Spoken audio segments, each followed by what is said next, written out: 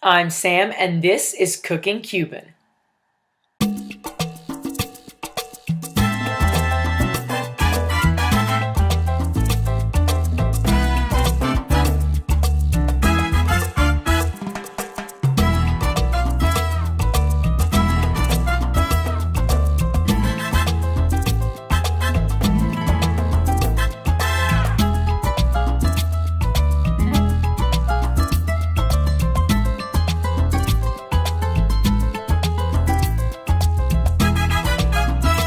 Ingredients time. We have tamales, corn, cream of corn, 1 little square of ham bouillon will be just enough, and these are chopped ingredients which my grandmother already chopped. She was tired of waiting for me. We have half a pumpkin, tasajo, which is the dried beef, and the corn which you had just seen in the packet.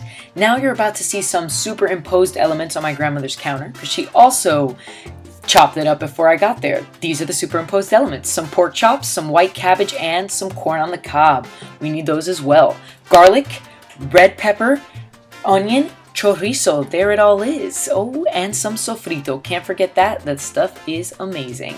This is the tasajo, the cured dry beef that you're going to need to start the process of making guiso. The first thing you're going to do, as my grandmother is explaining here, is that you're going to put the tasajo in a pot. You're going to fill the pot with water and you're going to bring it to a boil. Take that first batch of water and throw it away. Put a new batch in, bring it to a boil and throw it away. Then you put a third batch in, you bring it to a boil. This water you're actually going to keep. Next step is easy. Chop up the tasajo into chunks as well as the pumpkin and the corn. Put it all into one pot with 3/4 of that tasajo water that you just boiled. Leave that pot on the stove, cooking very, very slowly. You're just trying to soften all the ingredients that are in there.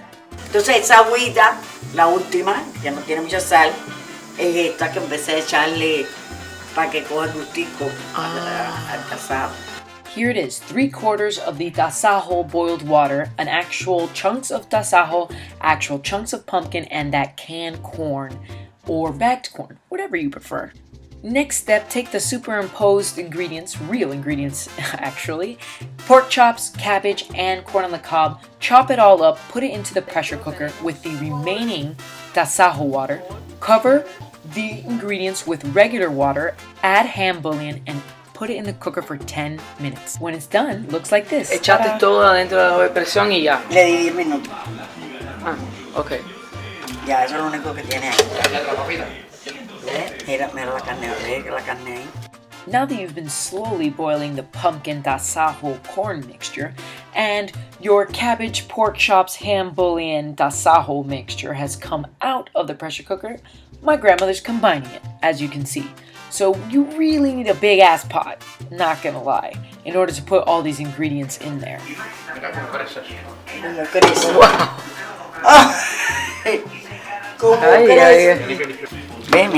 Once you mix it up, call in the muscle, in this case abuelo, to bring this big giant heavy thing to the stove so that you can continue cooking this delicious guiso. Now, abuelo carries it over and we're going to put the cream of corn in.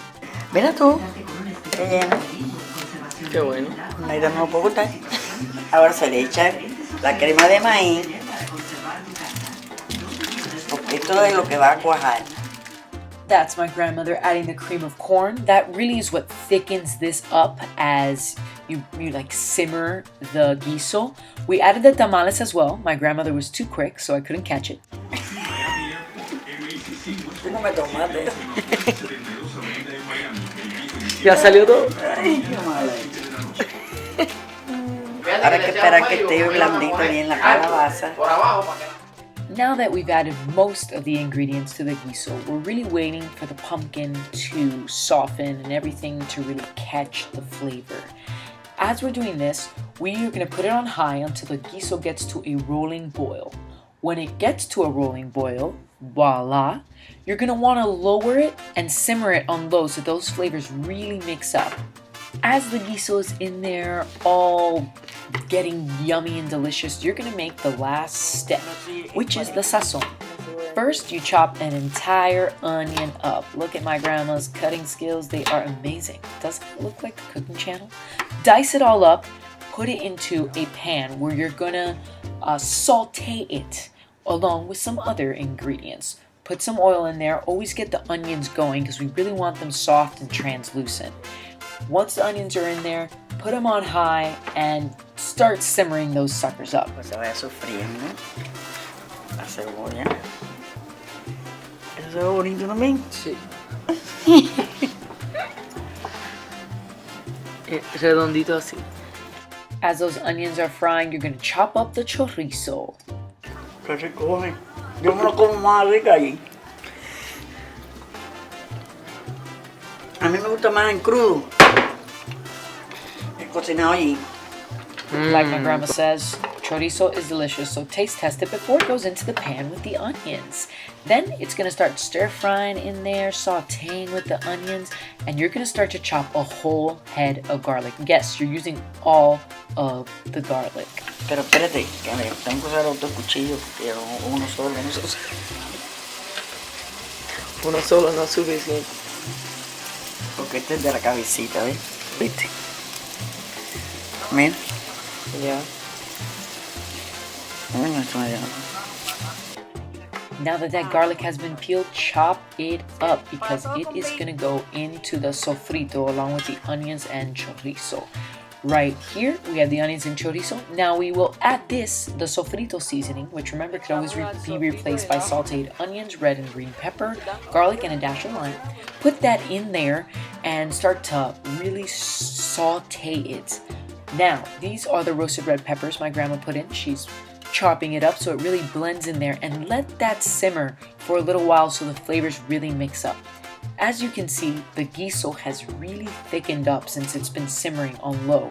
We add the sazon, which is the final step to making the guiso. You add the sazon to the guiso in that giant ass pot and, well, leave it in there for about 10 minutes as the flavors really mix up, and basically the end result is going to be Cuban guiso, or a stew.